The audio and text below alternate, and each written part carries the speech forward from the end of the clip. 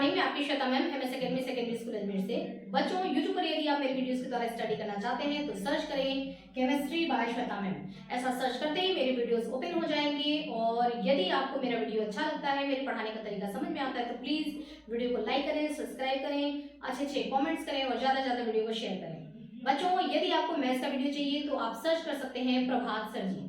बच्चों, हमारा चैप्टर चल रहा है केमिस्ट्री का, क्लास 9 का केमिस्ट्री का चैप्टर 1 है हमारा। फर्स्ट है the matter in our surrounding. इसका फर्स्ट वीडियो हमने पढ़ लिया था जिसमें हमने पढ़ा था कि मैटर क्या होता है। ठीक है, मैटर में कौन कौन से कैरेक्टर होने चाहिए, हम किसको मैटर कहेंगे और किसको मैटर हम नहीं कहेंगे। ठीक है, ये सारी चीजें हमने स्टडी की थी हमारे फर्स्ट पार्ट में। ठीक है, इसी चैप्टर के फर्स्ट पार्ट में। आज हम पढ़ रहे हैं इसका सेकेंड पार्ट और आज हम स्टार्ट करते हैं physical nature of matter. Matter के दो नेचर होते हैं, एक होता है फिजिकल नेचर, दूसरा होता है केमिकल नेचर। आज हम स्टडी करने जा रहे हैं फिजिकल नेचर के बारे में। ठीक है, तो मैटर का फिजिकल नेचर, फर्स्ट नेचर है हमारा matter is made up of particles. पहली बात यह है कि मैटर जो होता है वो छोटे छोटे बहुत सारे पार्टिकल्स से मिलकर के बना होता है। ठीक है, मैटर बहुत सारे छोटे छोटे पार्टिकल से मिलकर के बना होता है। जैसे इस मार्कर को, मार्कर क्या है हमारा, एक मैटर है। यदि हम इसको तोड़ना शुरू करेंगे तो तोड़ते तोड़ते तोड़ते तोड़ते हम इसको लास्ट तक कहाँ ले जाएंगे, तो इसको जब हम तोड़ना शुरू करेंगे तो लास्ट इसका ऐसा आएगा जबकि ये बहुत सारे छोटे छोटे पार्टिकल्स में टूट जाएगा। ठीक है, जब तक ये टूटता जा रहा है टूटता जा रहा है टूटता जा रहा है तो लास्ट इसका क्या होगा, छोटे छोटे पार्टिकल्स में टूट जाता है। ये उन छोटे छोटे पार्टिकल्स को हम एटम या मॉलिक्यूल्स कहते हैं। ठीक है, एकदम छोटा टूट गया तो वो एटम कहलाएगा और इसमें जब एटम भी आपस में मिले होते हैं तो बना होता है ये मॉलिक्यूल्स। ठीक है, यानी कि इसमें इस मार्कर की हम बात करें तो इस मार्कर में इतनी संख्या होगी छोटे पार्टिकल्स की। ये एक मैटर है और इसमें छोटे छोटे पार्टिकल्स की संख्या इतनी होगी कि हमारे मतलब सोच से परे है ना, हम सोच भी नहीं सकते, हम एक अनुमान भी नहीं लगा सकते कि इसमें कुल कितने छोटे छोटे पार्टिकल्स होंगे। ठीक है, तो पहली बात ये कही जा रही है कि मैटर जो होता है, मैटर यानी कि कुछ भी मैटर है, ये मेरी घड़ी मैटर है, ये बोर्ड मैटर है, कोई भी मैटर जो होता है वो बहुत सारे छोटे छोटे पार्टिकल्स से मिलकर के बना होता है। ओके, अब आपको बोला गया कि आपने ये जो बात कही है उसको प्रूफ करके दिखाइए। ठीक है, तो चलिए हम इसको प्रूफ करते हैं। प्रूफ करने के लिए क्या करेंगे बच्चों, हमने बीकर में ले लिया 100 ml क्लीन वाटर, यानी कि एकदम साफ सुथरा पानी हमने ले लिया 100 ml। ओके, उसके बाद हमने क्या किया कि इसमें हमने KMnO4 है ना, KMnO4 क्या होता है, KMnO4 का मतलब होता है, ये फॉर्मूला है किसका, पोटेशियम पर मैंगनीज का फॉर्मूला है। ठीक है, पोटेशियम पर मैंगनीज। और 9th के बच्चे ध्यान देंगे कि जो फॉर्मूला जैसे लिखा जाता है आपको बिल्कुल वैसे ही लिखना है। ये अगर M कैपिटल में लिखा है, K कैपिटल में लिखा है, M स्मॉल में लिखा है, यहाँ पर O नीचे लिखा हुआ है, तो आपको फॉर्मूला बिल्कुल ऐसे लिखना है, इसको बिल्कुल भी चेंज नहीं करना है। ठीक है, तो KMnO4 किसका फॉर्मूला होता है, पोटेशियम पर मैंगनीज का फॉर्मूला होता है। ठीक है, अब एक्सपेरिमेंट में हमने क्या किया कि हमने बीकर में पानी ले लिया 100 ml क्लीन वाटर लिया, एकदम साफ सुथरा पानी ले लिया और इसमें हमने KMnO4 के पोटेशियम परमैंगनेट के हमने 2 से 3 क्रिस्टल्स हमने इसमें डाल दिए। ठीक है, 2 से 3 क्रिस्टल्स हमने उसमें डालने के बाद इसको स्टर कर दिया तो हमने क्या देखा कि पूरा जो हमारा ये पानी है जो पहले एकदम साफ था, क्लीन वाटर था, ये चेंज हो गया पर्पल कलर में। ठीक है, क्योंकि पोटेशियम परमैंगनेट जो होता है पानी में घुलने के बाद इसका कैरेक्टर होता है कि ये पर्पल कलर देता है। ओके, ये पर्पल कलर में चेंज हो गया। ठीक है ना, तो हमारे यहाँ पे हमको जो वाटर मिल गया, ये कैसा वाटर मिल गया, कलरफुल वाटर है ना, पर्पल कलर का ये वाटर मिल गया। अब हमने क्या किया कि हमने ऐसे बहुत सारे बीकर और ले लिए। ठीक है, हमने एक यहाँ बीकर लिया, यहाँ लिया, हमने और सारे बीकर ले लिए और उन सब में हमने क्या किया कि एकदम हमने क्लीन वाटर ले लिया। ठीक है, 100 ml एकदम क्लीन वाटर, मतलब साफ, एकदम पानी साफ ले लिया हमने। ठीक है, और इन बीकर्स में, यहाँ पर भी ये बीकर है, यहाँ भी हमने बीकर ले लिया, यहाँ भी हमने बीकर ले लिया, यहाँ भी बीकर ले लिया। ठीक है, इन बीकर में हमने क्या किया कि हमने साफ पानी ले लिया है, लेकिन इन बीकर के अंदर हमने पोटेशियम परमैंगनेट के क्रिस्टल्स नहीं डाले, बल्कि क्या किया हमने कि यहाँ से हमने 10 ml जो ये कलरफुल वाटर है ना, इसमें से 100 ml तो यही है, इसमें से 10 ml हमने निकाला, 90 ml हमने इसमें छोड़ दिया और इस कलरफुल वाटर को हमने इसमें डाल दिया। ठीक है, 100 ml क्लीन वाटर में डाल दिया, इसको स्टर कर दिया। अब ये पूरा पानी जो है ये भी क्या हो गया, पर्पल कलर। फिर यहाँ से हमने 10 ml निकाला और इसके 100 ml हमने ले रखा था, इसमें डाला, इसको स्टर किया, ये भी पानी क्या हो गया, कलर। ठीक है ना, ये भी पर्पल कलर का, ये भी पर्पल कलर का हो गया। ये सारे के सारे जो है वो क्या हो गए, पर्पल कलर के हो गए। जबकि हमने KMnO4 तो हमने सिर्फ यहाँ डाला था, फिर इसमें तो हमने KMnO4 है ना। इसमें क्या किया हमने, इसका पानी डाला था, है ना, 10 ml वाटर, इसमें कलरफुल वाटर इसमें ऐड किया, इसमें से 10 ml उठाया इसमें ऐड किया, इसमें से 10 ml उठाया इसमें ऐड किया, और यहाँ तक हमको पर्पल कलर का लिक्विड मिलता है, ठीक है। लेकिन ये जो है डार्क है, डार्क पर्पल कलर, इससे ये थोड़ा लाइट रहेगा, थोड़ा और लाइट कलर होता जाएगा, थोड़ा और लाइट, थोड़ा और लाइट। यहाँ पे क्या होगा, एकदम सबसे ज्यादा ये बिल्कुल लाइट कलर का लिक्विड हमको मिलेगा, मतलब कलर तो है लेकिन क्या है, बिल्कुल लाइट कलर का ये हमको पर्पल कलर का लिक्विड मिलेगा। यानी कि कलर की इंटेंसिटी, इंटेंसिटी मतलब होता है कलर की तीव्रता, कलर का इफेक्ट धीरे धीरे क्या होता जाएगा, डिक्रीज होता जाएगा। डिक्रीज का मतलब कम होता जाएगा, कम होता जाएगा, है ना, डिक्रीज डिक्रीज डिक्रीज। यहाँ डिक्रीज हुआ और डिक्रीज हुआ और डिक्रीज हुआ और डिक्रीज हुआ, और यहाँ आते आते ये जो हमारा कलरफुल है लिक्विड, ये क्या हो जाएगा, एकदम लाइट पर्पल कलर का हो जाएगा, ठीक है। अब हमारे इस एक्सपेरिमेंट से, हमने एक्सपेरिमेंट तो किया, इस एक्सपेरिमेंट से हमको क्या कंक्लूजन निकलता है। कंक्लूजन का मतलब होता है निष्कर्ष। हमने जो एक्सपेरिमेंट किया इससे हमने क्या निष्कर्ष निकाला, तो बच्चों हमने निष्कर्ष ये निकाला कि ये जो हमारा KMnO4 का जो ये क्रिस्टल्स है, ये बहुत सारे छोटे छोटे पार्टिकल्स से मिलकर बना हुआ है, ठीक है। मतलब एक क्रिस्टल्स, हमने यहाँ पे 2 से 3 क्रिस्टल लिए हैं, जो KMnO4 का जो एक क्रिस्टल है उसमें मिलियन पार्टिकल्स हैं, बहुत सारे उसमें पार्टिकल्स हैं, ठीक है। इसलिए बहुत सारे पार्टिकल्स हैं कि आप देखिए यहाँ पर सारे पार्टिकल्स पहले बिखरे, है ना, इसको कलरफुल कर दिया, इसमें से थोड़े निकल के यहाँ गए और वो पूरा इसमें बिखर करके इसने पूरे पानी को कलरफुल कर दिया। यहाँ से यहाँ गए तो पार्टिकल्स और अलग होते गए, इसको कलरफुल कर दिया, इसको कलरफुल कर दिया, ठीक है। यानी कि ये पार्टिकल्स क्या थे, पहले सारे पार्टिकल्स, जैसे ये एक क्रिस्टल है, इसमें बहुत सारे ये पार्टिकल्स से मिलकर के बना हुआ है ना, मिलियन पार्टिकल्स से मिलकर के ये बना हुआ है, ठीक है। ये हमारा KMnO4 पोटेशियम परमैंगनेट का क्रिस्टल है, सपोज करिए ये क्रिस्टल जब इसमें गया तो सारे पार्टिकल्स क्या होने लगे, अलग अलग होने लगे, ठीक है। पार्टिकल्स यहाँ पे बिखरने लगे, पार्टिकल्स जैसे से अलग होते गए वैसे वैसे उसको कलर करते गए, ठीक है ना। दूसरे वाले लिक्विड में गए और ज्यादा पार्टिकल्स अलग हुए, उसको कलर कर दिया, तीसरे वाले लिक्विड में गए और पार्टिकल्स अलग हुए, उसको कलर कर दिया। यानी कि इसमें बहुत सारे पार्टिकल्स रहे होंगे, तब तो ये पार्टिकल्स यहाँ से 10 ml हमने लिया, यहाँ से लेकर के थोड़ा थोड़ा लेते जा रहे हैं, फिर भी पार्टिकल्स ने पूरे इसको भी लाइट कलर किया। यानी कि पार्टिकल्स फैलते ही जा रहे हैं, फैलते ही जा रहे हैं, फैलते ही जा रहे हैं, ठीक है। तो मतलब क्या कि ये जो हमारा KMnO4 का जो क्रिस्टल था, ये बहुत सारे मिलियन पार्टिकल्स से मिलकर के बना हुआ था एक क्रिस्टल, बहुत सारे इसमें पार्टिकल्स हैं, ये बात यहाँ पर प्रूफ हो गई, ठीक है। KMnO4 के 2 से 3 क्रिस्टल्स में बहुत सारे टीनी पार्टिकल्स, पार्टिकल्स का मतलब होता है टीनी, टीनी पार्टिकल्स का मतलब होता है बहुत छोटे पार्टिकल्स मौजूद होंगे। वो पार्टिकल्स क्या हो सकते हैं, पार्टिकल, पार्टिकल हम बोल रहे हैं, पार्टिकल्स क्या है, पार्टिकल्स मतलब एटम या उसको मॉलिक्यूल्स को, है ना। बहुत सारे KMnO4 एक साथ है तो मॉलिक्यूल्स कहलाएगा, ठीक है। तो बहुत सारे KMnO4 मॉलिक्यूल्स यहाँ पर मौजूद होंगे, इन्हीं मॉलिक्यूल्स को हम क्या बोल रहे हैं, पार्टिकल्स बोल रहे हैं, ठीक है। अभी हम उसको मॉलिक्यूल नहीं बोल रहे हैं, अभी हम उसको पार्टिकल बोल रहे हैं, क्योंकि एक्सपेरिमेंट के दौर में ये मैटर है क्या, इस एक्सपेरिमेंट के दौर में अभी हम स्टार्टिंग फेज में है ना, हमको अभी अच्छी तरीके से पता नहीं है मॉलिक्यूल्स के बारे में, वो हम आगे पढ़ेंगे। इस वजह से अभी हम मॉलिक्यूल्स वर्ड यूज नहीं कर रहे हैं, बल्कि हम उसको पार्टिकल कह रहे हैं, ठीक है। अब देखिए, एक मैं आपको बहुत ही वंडरफुल बात बता रही हूँ, एकदम आश्चर्यजनक। पानी की जो बूंद होती है, पानी की जो एक बूंद होती है, जो छोटी सी पानी की बूंद, उस छोटी सी पानी की बूंद में, है ना, H2O, H2O का मतलब क्या होता है, H2O, H2O मतलब क्या, वाटर मॉलिक्यूल्स, है ना।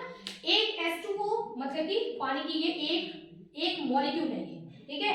एक मॉलिक्यूल पानी का हमको दिखाई नहीं देता, लेकिन जब पानी के 10 के पावर 21 मॉलिक्यूल एक साथ आ जाते हैं, 10 के पावर 21, 10 के पावर 21 बोला जाए तो अच्छा लगता है, 10 के पावर 21, लेकिन जब इसी को हम यहाँ पर एक्सप्लेन करके लिख देते हैं, ये मैंने लिखा है, देखिए कितनी बड़ी संख्या है ये 10 के पावर 21, आप देखिए ये कितनी बड़ी संख्या है। इसको आप पढ़ते जाओ पढ़ते जाओ पढ़ते जाओ, देखो ये कौन सी नंबर आती है ना। तो इतनी बड़ी संख्या में जब ये H2O एक साथ आ जाते हैं तो ये बनाते हैं पानी की एक बूंद, और तब जाकर के हमको पानी की एक बूंद दिखाई देती है। एक बूंद, एक ड्रॉप वाटर में H2O मॉलिक्यूल्स के इतने मॉलिक्यूल्स होते हैं, H2O के इतने सारे मॉलिक्यूल्स होते हैं एक बूंद पानी में। समझ आ रहा है आपको? तो आप इससे अंदाजा लगा सकते हैं कि ये जो है कितने छोटे होते हैं। ये H2O क्या है, हमारा एक मैटर है, ठीक है ना, पानी क्या है, मैटर है। तो एक बूंद मैटर में हमको पानी के इतने सारे 10 की पावर 21 मॉलिक्यूल्स मिल रहे हैं, यानी कि पार्टिकल्स कितने छोटे होते होंगे, है ना, बहुत छोटे होते होंगे, बहुत छोटे होते हैं, हमारी सोच से परे, है ना, उतना हम सोच नहीं सकते जितने ये छोटे होते हैं। अगर हम बैक्टीरिया वायरस जो ऑलरेडी बहुत छोटा होता है, बैक्टीरिया वायरस को देखते हैं तो हम जिस माइक्रोस्कोप का यूज करते हैं उसको हम बोलते हैं कन्वेंशनल माइक्रोस्कोप, ठीक है, ताकि कन्वेंशनल माइक्रोस्कोप जो होता है ये काफी पावरफुल होता है और जिससे हम बहुत छोटे बैक्टीरिया वायरस का भी स्टडी कर सकते हैं। आपने देखा है कि कोरोना वायरस का एक शेप बताया जाता है ना, कि कोरोना वायरस का ये शेप है, वो शेप कहाँ से देखा गया, कैसे पता किया गया, तो वो शेप कन्वेंशनल माइक्रोस्कोप यानी काफी पावरफुल माइक्रोस्कोप से देखने के बाद पता चलता है। लेकिन जो हमारे पार्टिकल्स होते हैं ये तो इन बैक्टीरिया वायरस से भी बहुत छोटे हैं, तो इनको देखने के लिए स्कैनिंग टनलिंग माइक्रोस्कोप का इस्तेमाल किया जाता है। ये जो स्कैनिंग माइक्रोस्कोप होता है इससे हम मैटर के बहुत छोटे पार्टिकल्स का स्टडी करते हैं, जो कि बहुत ही पावरफुल होता है ये, ठीक है ना, क्योंकि ये पार्टिकल्स क्या है, बहुत ज्यादा छोटे हैं। ओके, तो यहाँ पर हमने क्या देखा, मैटर का हमने फर्स्ट कैरेक्टर देखा कि मैटर जो होते हैं वो छोटे छोटे पार्टिकल्स से मिलकर के बने हुए होते हैं। इसका हमारा दूसरा कैरेक्टर है particles of matter have space between them. ये जो पानी की बूंद थी, इस पानी की बूंद में जो H2O मॉलिक्यूल्स हैं, जो इतने सारे H2O मॉलिक्यूल्स हैं, क्या ये H2O मॉलिक्यूल्स बिल्कुल एक दूसरे से ऐसे ऐसे चिपके हुए हैं? बिल्कुल नहीं। H2O मॉलिक्यूल्स के बीच बीच में क्या है, स्पेस भी है ना, इतने सारे तो मौजूद भी हैं, है ना, एक बूंद पानी में, और साथ में इनके बीच बीच में स्पेस भी है। एक H2O का मॉलिक्यूल यहाँ है, दूसरा H2O का मॉलिक्यूल थोड़ी गैपिंग पर है, तीसरा थोड़ा गैपिंग पर है ना, ऐसे ऐसे बीच बीच में थोड़े थोड़े गैपिंग करके H2O के मॉलिक्यूल्स मौजूद हैं। यानी कि जो पार्टिकल्स होते हैं, मैटर के जो पार्टिकल्स होते हैं, हैव स्पेस बिटवीन देम, उनके बीच में आपस में क्या होता है, स्पेस होता है, ठीक है।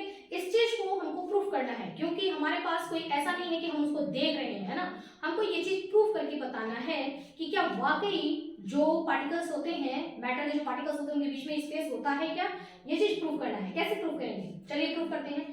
हमने एक्सपेरिमेंट किया, क्या किया हमने, एक बीकर में हमने पानी ले लिया, ठीक है, ये हमने इसमें वाटर ले लिया, एक बीकर में ये वाटर लेने के बाद हमने क्या किया कि इस पानी का एक लेवल हमने यहाँ पर बाहर में निशान लगा दिया कि हमने यहाँ तक पानी ले रखा है ना, यहाँ पर एक निशान लगा दिया कि हमारा वाटर यहाँ इतना है। ओके, अब हमने सेकेंड स्टेप क्या किया कि इसमें 1 स्पून सॉल्ट लेकर के हमने इसमें डाल दिया, सॉल्ट मतलब नमक, 1 स्पून, है ना, 1 चम्मच हमने इसमें नमक डाल दिया, ठीक है, और हमने लेवल ये कर रखा था यहाँ पर कि निशान यहाँ तक कि हमारा पानी यहाँ तक है ना, ग्लास में हमारा पानी यहाँ तक है। अब उसमें हमने क्या किया कि 1 चम्मच उसमें हमने नमक डाला, उस नमक को स्टर किया अच्छी तरीके से, उसमें हमने घोल दिया। अब हमने देखा कि नमक जो है, जो सॉल्ट है, वो पूरी तरीके से उसमें से डिजोल्व हो गया उस वाटर में और बिल्कुल गायब हो गया। ऐसा लग रहा है कि अब हम टेस्ट करके ही बता सकते हैं कि ये हमारा सॉल्टी वाटर है ना, जो हमारा वाटर है वो सॉल्टी वाटर है, ये हम केवल टेस्ट करके बता सकते हैं, हमको देख करके नहीं बता सकते, क्योंकि जो सॉल्ट के जो पार्टिकल्स है वो क्या हो गए, डिसअपीयर हो गए, वो गायब हो गए, ठीक है। अब जो नमक के हमने 1 चम्मच जो नमक डाला, क्या उस 1 चम्मच नमक के वजह से जो लेवल था पानी का, जहां तक वाटर था, क्या वो लेवल ऊपर आ गया, क्या थोड़ा सा 1 चम्मच नमक तो गया है ना उसमें, तो वो क्या बढ़ गया, पानी का लेवल ऊपर आया। जब हमने ध्यान से इसको देखा तो हमने क्या देखा कि नमक डालने के बाद भी वाटर का जो लेवल है वो वही का वही है ना, जहां तक हमने लेवल किया था पानी अभी भी वही है। जब वाटर अभी भी वही है तो हमने 1 चम्मच जो नमक डाला था वो कहाँ गया, तो वो कहाँ गया बच्चों, एक्चुअल में जो वाटर के बीच बीच में जो स्पेस था, है ना, पानी के बीच बीच में जो मॉलिक्यूल्स के बीच बीच में, वाटर मॉलिक्यूल्स के बीच में जो स्पेस था, जो सॉल्ट के मॉलिक्यूल्स आए, ठीक है ना, जो सॉल्ट आ रहा है, नमक आ रहा है, तो इन्होंने क्या किया, उनको अपने बीच में ही जगह दे दिया कि कहीं और बैठने की जगह नहीं है, आजा यहाँ हमारे बीच में जगह है, यहाँ बैठ जा, ठीक है, हम दोनों के बीच में जगह है, यहाँ बैठ जा, यहाँ जगह है, यहाँ बैठ जा। यानी कि जो जगह थी ना, उस जो खाली खाली जगह था ना, उसमें ये नमक के मॉलिक्यूल्स वहां पे सेट हो गए, तो लेवल कहाँ बढ़ेगा, बढ़ेगा क्या, लेवल नहीं बढ़ेगा। और इस एक्सपेरिमेंट से हम प्रूफ कर सकते हैं, हमने ये देखा कि लेवल नहीं बढ़ा नहीं, इसका मतलब कि उन्होंने आपस में ही एडजस्ट कर लिया, इसका मतलब है कि पार्टिकल्स के बीच में स्पेस होता है, ठीक है, ये चीज प्रूफ होता है कि जो मैटर के जो पार्टिकल्स होते हैं उनके बीच में स्पेस है, ठीक है। अब मैटर हमारा 3 तरीके का होता है, एक मैटर होता है हमारा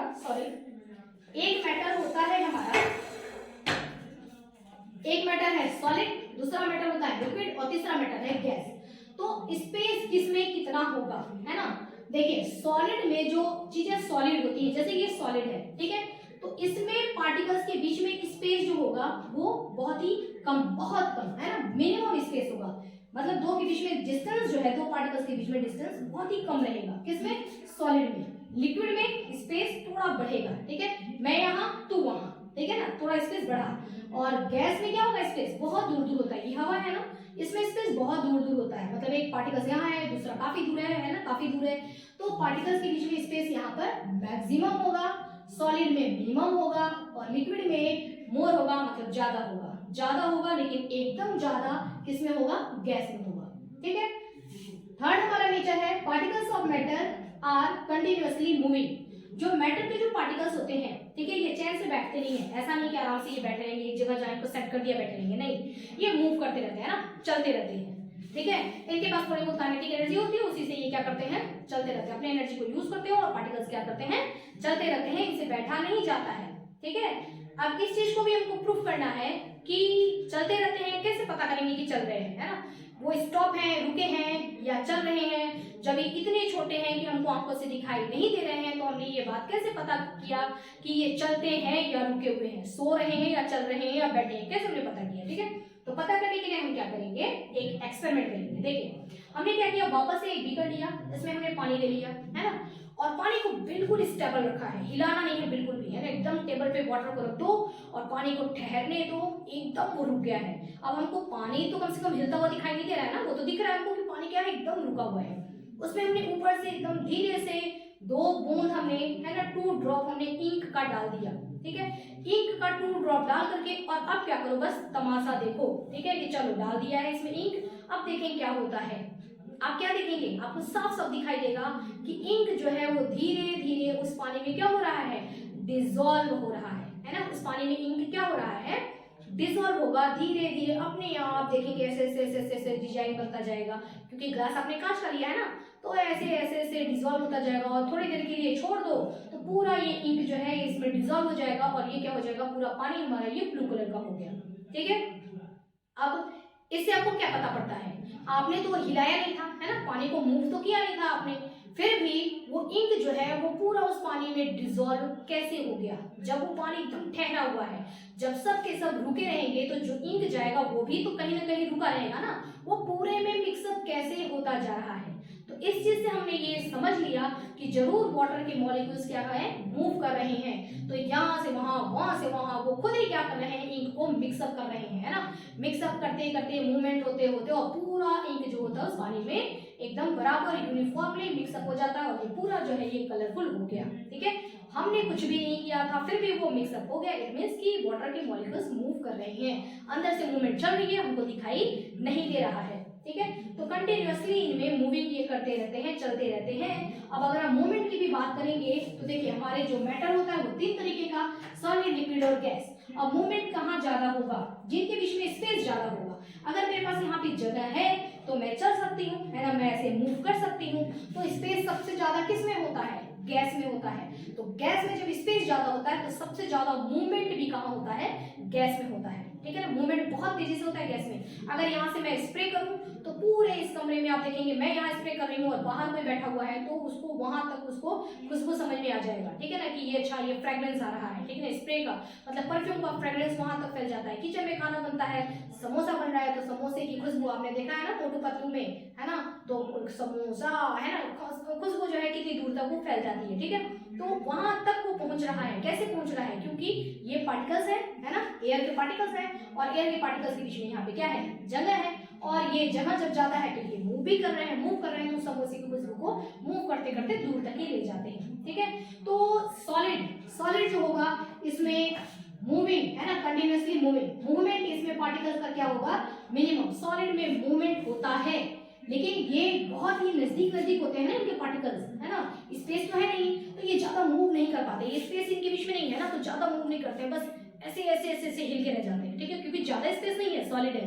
ना, हल्का हल्का बस ऐसे होगा। लिक्विड है चलेगा, ठीक है, और गैस है तो बकायदे भागेगा, ठीक है। तो मूवमेंट क्या होता है? सॉलिड में मिनिमम बहुत कम, लिक्विड में ज्यादा, और गैस में मैक्सिमम बहुत ज्यादा। बच्चों हमारा 4 पॉइंट है, particles of matter attract each other. मतलब जो मैटर के जो पार्टिकल्स होते हैं उन पार्टिकल्स के बीच में क्या होता है, एक अट्रैक्शन फोर्स होता है, ठीक है, जिसको हम बोलते हैं इंटरमॉलिक्यूलर अट्रैक्शन फोर्स। तो पार्टिकल्स जो होते हैं वो एक दूसरे को अट्रैक्ट करते हैं। अब अट्रैक्शन किसमें ज्यादा होगा और किसमें कम होगा, सबसे पहले हम देखते हैं कि अट्रैक्शन है, पार्टिकल्स के बीच में अट्रैक्शन है, ये हम किस एक्सपेरिमेंट से इसको हम प्रूव करेंगे। देखिए हमने यहाँ पर ले लिया एक मार्कर, जैसे ये एक मार्कर है, ठीक है।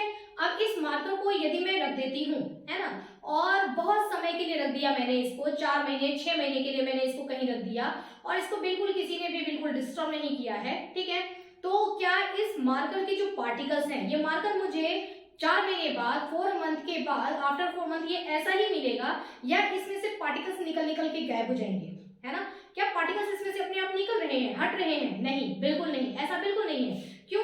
क्योंकि पार्टिकल्स, इसके जो पार्टिकल्स हैं ये एक मैटर है और इसके जो पार्टिकल्स हैं सभी पार्टिकल्स ने एक दूसरे को पकड़ रखा है, ठीक है। सारे पार्टिकल्स के बीच में क्या है, एक अट्रैक्शन फोर्स है ना, और उस अट्रैक्शन फोर्स की वजह से एक पार्टिकल्स दूसरे पार्टिकल्स को कहीं जाने नहीं देगा, ठीक है। तो सारे पार्टिकल्स जो होते हैं वो इसमें ही रहेंगे, है ना, इसके अंदर ही रहेंगे।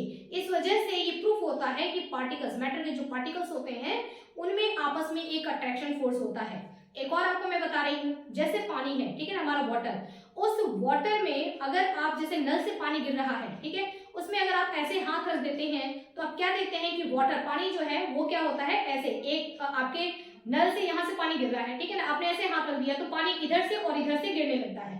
लेकिन जैसे ही आप हाथ हटाते हैं तो वापस ये या यहाँ नीचे से पानी यहाँ से आने के बाद यहाँ से ऐसे आ रहा है और यहाँ से 2 पार्ट में डिवाइड हो रहा है और वापस यहाँ से आकर के वापस यहाँ से मिल करके और एक साथ बह रहा है, ठीक है ना। तो पानी वापस यहाँ एक साथ हो गया, क्यों? क्योंकि वाटर क्या है, एक मैटर है और उसके पार्टिकल्स क्या करते हैं, एक दूसरे को अट्रैक्ट करते हैं। तो पानी के बीच में आपका हाथ आ गया तो यहाँ तो दोनों अलग हो गए, लेकिन फिर वापस उन्होंने क्या किया, यहाँ एक दूसरे को अट्रैक्ट कर लिया और एक साथ यहाँ से पानी ऐसे गिरने लगा, ठीक है। तो मैटर के जो पार्टिकल्स होते हैं वो एक दूसरे को अट्रैक्ट करते हैं, एक दूसरे के साथ रहते हैं, इसी वजह से कोई भी चीज की स्टेबिलिटी होती है ना। ये मेरा वॉच जो है ये इसी शेप में रहेगा, क्यों? क्योंकि इसके जो ये एक मैटर है और इसके पार्टिकल्स एक दूसरे को पकड़ रखे हैं, ठीक है। यदि पार्टिकल्स एक दूसरे के बीच, अगर पार्टिकल्स के बीच में अट्रैक्शन फोर्स नहीं रहता तो किसी भी चीज की स्टेबिलिटी नहीं होती, कोई भी चीज स्टेबल नहीं होता, वो अपने आप ही डिस्ट्रॉय होता रहता है ना, रखे रखे ये खत्म हो जाता, डिस्ट्रॉय हो जाता यदि मैटर के पार्टिकल्स के बीच में अट्रैक्शन फोर्स न होता तो, ठीक है। लेकिन हर एक चीज स्टेबल है, ये बोर्ड स्टेबल है, ये इनकी स्टेबिलिटी ये प्रूफ करती है कि मैटर के जो पार्टिकल्स हैं उनके बीच में अट्रैक्शन फोर्स होता है। अब हमारे मैटर होते हैं कितने, 3 तरीके के मैटर होते हैं, सॉलिड, लिक्विड और गैस। अट्रैक्शन फोर्स किस में ज्यादा होगा? देखिए हम अट्रैक्शन फोर्स की बात करें तो सॉलिड जो होता है इनके बीच में, इनके मॉलिक्यूल्स के बीच में गैपिंग क्या है, मॉलिक्यूल्स के बीच में गैप यानी कि इंटरमॉलिक्यूलर स्पेस इनमें क्या होता है, बहुत ही कम होता है। अभी हमने देखा कि सॉलिड के जो मॉलिक्यूल्स होते हैं, जो पार्टिकल्स होते हैं उनके बीच में गैपिंग बहुत कम होता है, ठीक है ना। तो जब गैपिंग कम है इसका मतलब क्या कि उनमें अट्रैक्शन ज्यादा है, एक दूसरे को काफी पकड़ रखे हैं ना, एक दूसरे के साथ बहुत ज्यादा उनका अट्रैक्शन है, इस वजह से वो एक दूसरे के काफी नजदीक है और गैपिंग क्या है, कम है। जो लिक्विड होते हैं उनमें गैपिंग थोड़ा ज्यादा होता है, जब गैपिंग ज्यादा है इसका मतलब अट्रैक्शन क्या है, कम है ना। तो इनके बीच में अट्रैक्शन फोर्स कम रहेगा। और जो गैस होता है उसके मॉलिक्यूल्स तो एकदम एक उधर पार्टिकल जा रहा है, एक उधर पार्टिकल जा रहा है, काफी गैपिंग बहुत ज्यादा है, तो इनके बीच में जो अट्रैक्शन फोर्स होगा वो नेग्लेजिबल, मतलब ना के बराबर में अट्रैक्शन फोर्स होता है, ठीक है। तो यहां हम देखेंगे कि जो सॉलिड होता है, सॉलिड में अट्रैक्शन फोर्स है ना, सॉलिड में पार्टिकल्स के बीच में, मैटर के पार्टिकल्स के बीच में जो अट्रैक्शन फोर्स होता है वो मैक्सिमम होता है, सबसे ज्यादा होता है, क्योंकि डिस्टेंस कम होता है ना, पार्टिकल्स के बीच में डिस्टेंस कम होता है। लिक्विड में इंटरमीडिएट होगा और गैस में नेग्लेजिबल है ना, लिक्विड में भी अट्रैक्शन होता है साथ में वो, लेकिन गैस जो होता है, गैस में पार्टिकल्स के बीच में अट्रैक्शन जो होता है वो ना के बराबर होता है, नेग्लेजिबल होता है, ठीक है। अब मैटर का डेफिनेशन, मैटर का एक पर्टिकुलर डेफिनेशन, जैसा मैंने आपको समझा तो दिया था कि मैटर होता क्या है, लेकिन अब हम इसका देख रहे हैं यहाँ पर एक particular definition. Matter is the substance, matter एक सब्सटेंस होता है विच हैव मास, जिसमें कुछ मास होता है, ठीक है। ऑक्युपाई स्पेस, जहां रखा जाएगा वहां का स्पेस वो ले लेगा, यानी कि जगह लेता है, and made up of टिनी particles, और बहुत ही छोटे छोटे पार्टिकल्स से मिलकर के बना हुआ होता है। उसको हम क्या कहते हैं? उसको हम कहते हैं मैटर, है ना। फॉर एग्जाम्पल हमारा जो नोटबुक होता है वो एक मैटर है, मेरा ये मार्कर जो है ये मैटर है, सन यानी कि सूरज जो ऊपर दिख रहा है हमको वो मैटर है, स्टार्स जो दिखाई दे रहे हैं वो मैटर है, ये जो हवा है ये भी क्या है? मैटर है, ठीक है। कैट, डॉग या हम लोग खुद, है ना, या कोई पौधा, प्लांट है, बाइक है, कार है, बस है, सब क्या है? सबके सब मैटर है ना। कोई एक वस्तु है मतलब एक मैटर है वो चीज, ठीक है। तो बच्चों हमने आज ये देखा मैटर के फिजिकल कैरेक्टर, है ना, कि मैटर में क्या क्या कैरेक्टर होते हैं। अब हम देखेंगे, हम डिवाइड करेंगे मैटर को 3 स्टेट में, यानी कि मैटर के स्टेट। ये मैटर जो है ये किन किन रूपों में पाया जाता है। मैटर के बारे में हमने मेरे पहले वीडियो में भी मैंने आपको बताया था कि इसको फिजिकल बेसिस पर इसको 3 स्टेट में डिवाइड किया गया है, यानी कि मैटर जो होता है वो 3 रूपों में पाया जाता है। या तो अपने आसपास सब देखेंगे कोई भी मैटर है तो वो 3 रूपों में पाया जाता है ना। या तो वो लिक्विड रूप में पाया जाएगा, है ना, जैसे दूध हो गया, पानी हो गया, ठीक है, कोई भी जूस हो गया, वो लिक्विड कंडीशन में आपको मैटर मिल सकता है। या फिर आपको मैटर सॉलिड कंडीशन में मिलेगा, है ना। अपने आसपास ये बोर्ड है सॉलिड है, मार्कर है सॉलिड है, घड़ी है सॉलिड है, ठीक है, और भी ये टेबल है सॉलिड है, ठीक है, सॉलिड कंडीशन में मिलेगा या लिक्विड कंडीशन में, या फिर गैसियस कंडीशन में, है ना। एलपीजी जो है वो गैसियस कंडीशन में, एयर जो है वो क्या है? गैसियस कंडीशन है, ठीक है। तो हमारे जो मैटर है हमारे आसपास, हम चारों तरफ से मैटर से ही घिरे हुए हैं, मैटर के बिना हमारा काम नहीं हो सकता, ठीक है। हमारी लाइफ स्टाइल ही मैटर पर डिपेंडेंट है। तो जो ये मैटर है ये 3 स्टेट में पाया जाता है, सॉलिड, लिक्विड और गैस। तो सॉलिड, लिक्विड और गैस के पार्टिकल्स में क्या डिफरेंसेस होता है वो हम डायग्राम के साथ नेक्स्ट वीडियो में स्टडी करेंगे। तो बच्चों अभी के लिए इतना ही, स्टडी करते रहना। Okay students, have a nice day.